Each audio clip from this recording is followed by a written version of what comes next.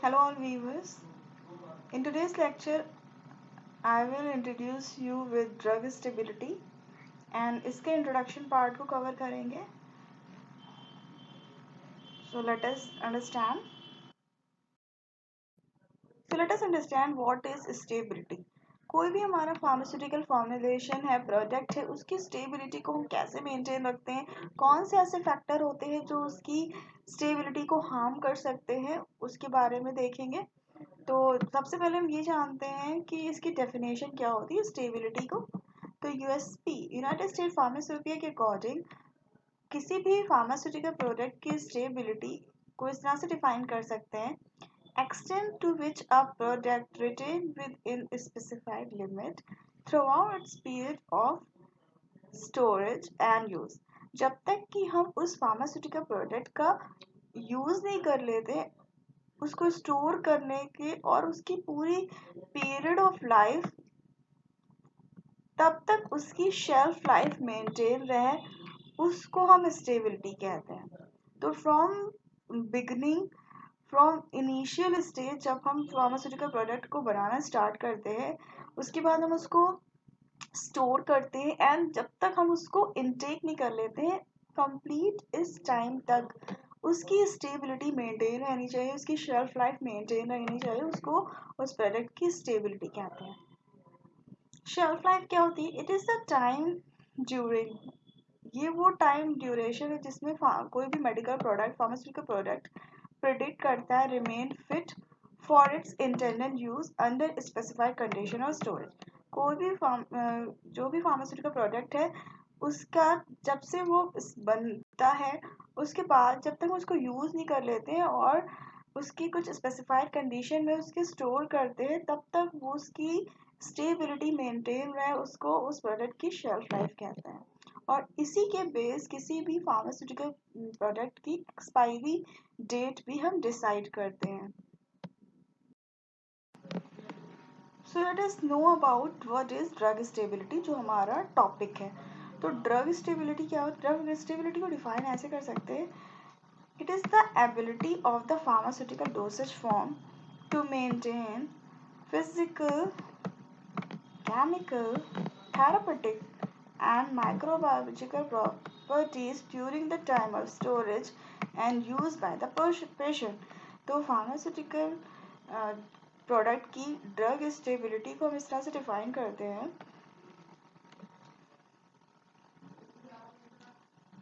ये वो एबिलिटी है जिसमें कोई भी डोसेज फॉर्म मेंटेन रहता है, उसकी physical, chemical, therapeutic and microbiological जितनी भी उस डोसेज फॉर्म की प्रॉपर्टी होती हैं, फ्रॉम बिगनिंग जब हम बनाते हैं, उसके बाद हम उसको स्टोर करते हैं एंड जब तक वो पेशेंट उसको इनटेक और यूज़ नहीं कर लेता है, तब तक उसकी ये सारे कैरेक्टर मेंटेन रहे, उसको उस प्रोडक्ट की ड्रग स्टेबिलिटी कहते हैं. तो क्या पर्पस होता है ड्रग स्टेबिलिटी स्टडी का?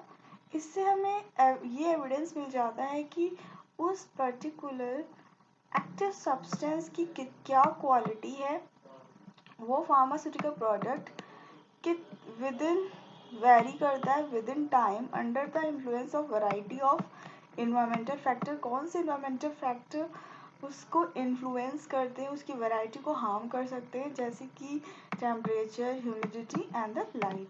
तो this is about the definition of drug stability.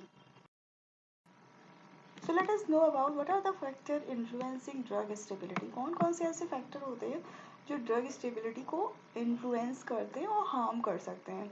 तो इसमें फर्स्ट है टेम्परेचर. लाइक अगर हमारा टेम्परेचर, कोई भी फार्मास्यूटिकल प्रोडक्ट है, अगर हमें उसको बोला गया है कि इस टेम्परेचर पे रखना है, लाइक किसी भी हम प्रोडक्ट को फ्रीज कंडीशन में रखते हैं, किसी को हम -20 या किसी को हम अदर ह्यूमिडिटी कंडीशन से अवॉइड करने को कहते हैं. तो इस ये मस्ट है according to the medicament. Next pH. PH भी मेंटेन रखना बहुत ज़रूरी है. मॉइस्चर बहुत तरह से हार्म कर सकता है फार्मास्यूटिकल प्रोडक्ट को। अगर किसी प्रोडक्ट में अगर पाउडर है, अगर उसमें मॉइस्चर रह गया तो उससे क्या होगा, वो कॉम्पैक्ट बन सकता है या फिर it convert into the liquify also. So there are lots of effervescent powder, है ना, तो वो सब ऐसी प्रॉब्लम कॉज कर सकते हैं। नेक्स्ट लाइट, कुछ प्रोडक्ट जो होते हैं वो लाइट सेंसिटिव होते हैं, तो उसके लिए हमें कंटेनर बनाए गए हैं कि उन्हें इस कंटेनर्स में रखने चाहिए, लाइक एम्बर कलर बॉटल बनाई गई हैं। Next pharmaceutical dosage form, next concentration, next drug incompatibility,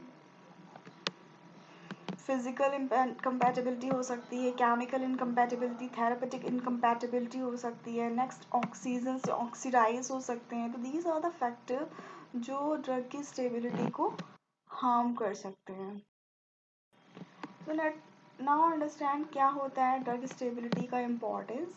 chemical and physical degradation of drug substance में चेंज देयर फार्माकोलॉजिकल प्रॉपर्टी। अगर कोई भी डोसेज फॉर्म फिजिकली या केमिकली डिग्रेड हो जाता है तो उसका फार्माकोलॉजिकल इफेक्ट में चेंजेस आ जाते हैं, जिससे वो टॉक्सिक इफेक्ट कॉज कर सकता है या थेरेपेटिक इफेक्ट में कुछ अनदर चेंजेस आ सकते हैं।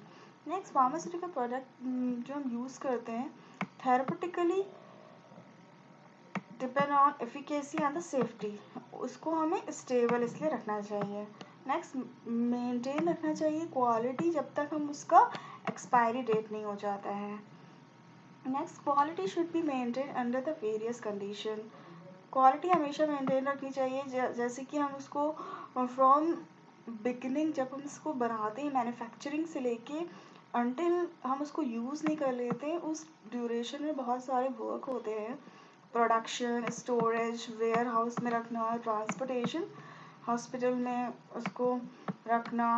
तो इस तरह से throughout complete beginning to end finish product maintain रखना चाहिए जब तक पेशेंट के द्वारा यूज़ नहीं हो जाता है। नाउ नो अबाउट द क्या नीड है स्टेबिलिटी स्टडीज़ की। तो quality varies with time. Next self life of the product. Next storage condition maintain रखना चाहिए। कंटेनर क्लोजर की सुटेबिलिटी बहुत इम्पॉर्टेंट है। Prevention of expenses. Next essential quality attributes.